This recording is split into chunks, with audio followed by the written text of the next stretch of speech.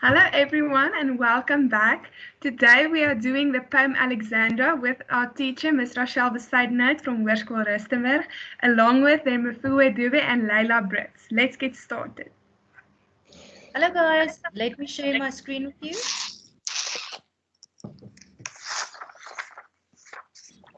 Okay, today can you all see my screen? Good. Today we are doing a poem called Alexandra. Now this poem is a protest poem as well as a praise poem. Okay, when you protest something, it means you are standing up against it. Now in this case, Alexandra, do you know where Alexandra is? Sorry, ma'am. I can see the screen, but I can't see the slideshow. It only shows ma'am's initials. Let's try again.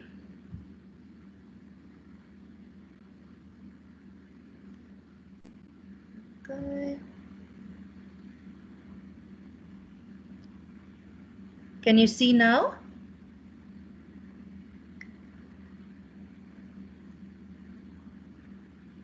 No, ma'am, it's still the same. I can see the screen, but just ma'am's initials. But I will follow on the PowerPoint on my phone. Okay, there I can see it. Okay, can you see it now? Okay, let me just start a slideshow. Okay, there we go.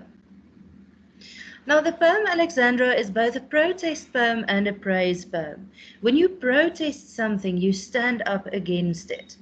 Okay, now Alexandra, where is Alexandra? Do you know? Have you heard of such a place before? Ma'am, I think it might be in Johannesburg, but I'm not sure. Yes, it's around Johannesburg, Alexandra. It's a township that was quite famous during the apartheid years for the difficulties the residents there faced. If you read Trevor Noah's book Born a Crime, you will find a very nice description of Alexandra in the book. It's a book worth reading if you want to understand Alexandra better. Okay, so a protest poem draws attention to inequality and social ills. It's directed at the corruption and moral injustices imposed by the apartheid government in South Africa.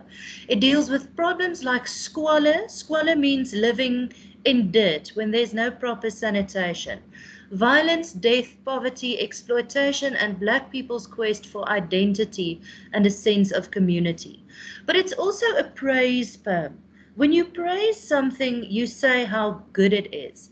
Now, a praise poet can mix both praise and criticism, saying what's so great about it and what's wrong with it. Okay, we'll get back to the type of poems later when you understand what the poem is about a little bit more. The structure, there are different stanzas of different lengths, no fixed rhyme scheme. There is some rhyme, especially half rhyme, like alliteration and assonance, but there's no fixed A, B, B, C kind of rhyme scheme. The mood is somber and accusing. This is not a happy or a funny poem. It's quite upsetting, as you'll see later, and the tone is reproachful. Now, people, we have spoken this year a lot about apartheid and the effects that it had on different people, the social system, and so forth. Now, this poem is like a glimpse inside the poet Wally Serote's head, living as a Black man in Alexandra during the apartheid years. Okay, I'm going to read the poem to you, you just follow me. Were it possible to say, mother, I have seen more beautiful mothers, a most loving mother, and tell her there I will go. Alexandra, I would have long gone from you. But we have only one mother, none can replace, just as we have no choice to be born. We can't choose mothers. We fall out of them like we fall out of life to death. And Alexandra, my beginning was knotted to you, just like you knot my destiny. You throb in my inside silences. You are silent in my heartbeat that's loud to me. Alexandra, often I've cried. When I was thirsty, my tongue tasted dust. Dust burdening your nipples. I cry, Alexandra, when I'm thirsty. Your breasts ooze the dirty waters of your dongas, waters diluted with the blood of my brothers, your children, who once chose dongas for deathbeds. Do you love me, Alexandra? Or what are you doing to me? You frighten me, Mama. You wear expressions like you would be nasty to me. You frighten me, Mama. When I lie on your breast to rest, something tells me you are bloody cruel. Alexandra, howl. What have you done to me?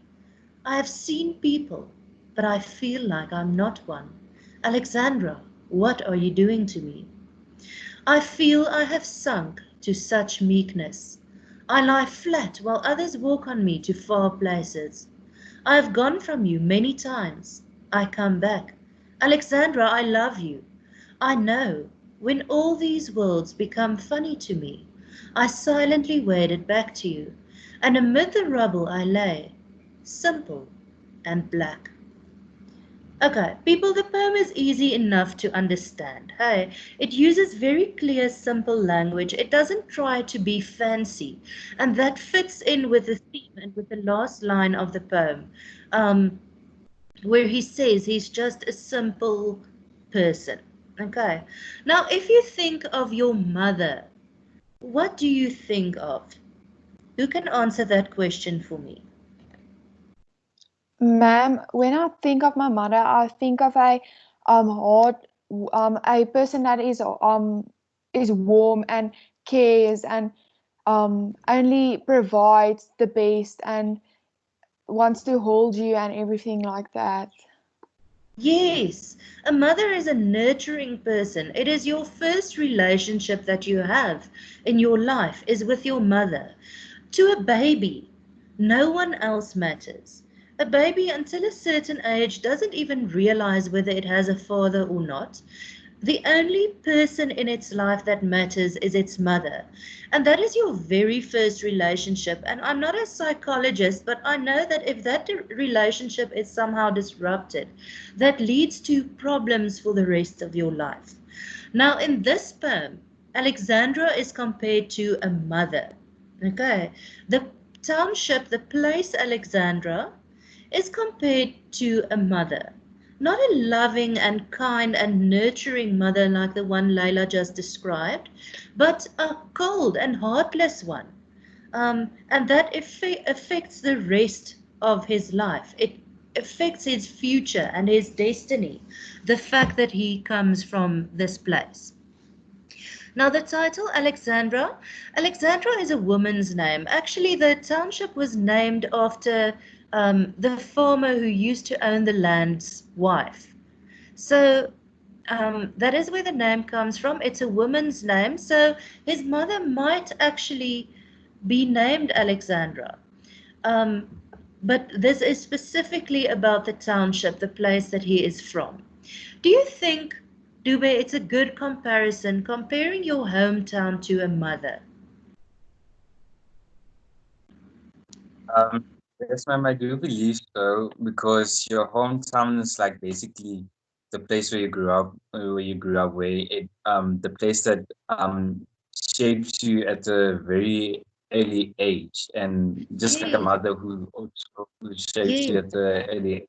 So That's that's all. exactly the answer I was looking for. That your hometown shapes you in the same way that your mother shapes you. Um, certain values and characteristics that you will carry into adulthood come from the place where you grew up. What is normal where you grew up will be normal for you forever, and what is strange there will seem strange to you when you grow up and become a fully fledged adult as well. Okay, so the name of the poem is the same as the name of the township. Alexandra is personified throughout the poem as a mother figure, and the poet is her child. He expresses a longing for political freedom, to be liberated from Alexandra, and also for Alexandra to be liberated from the holds of the apartheid government.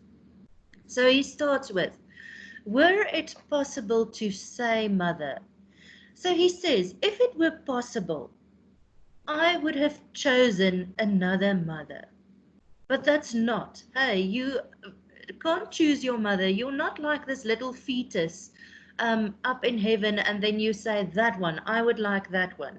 A mother is assigned to you. There are certain things that we can't choose, like who our parents are, what we look like, our race, our nationality. These are not things that we can choose. Hey, and the poet is sad about this because he would have chosen differently if he could, especially at the beginning of the poem. Were it possible to say, Mother, I have seen more beautiful mothers. Now, the figure of speech when we address someone directly in a poem is called what, Marley? Apostrophe.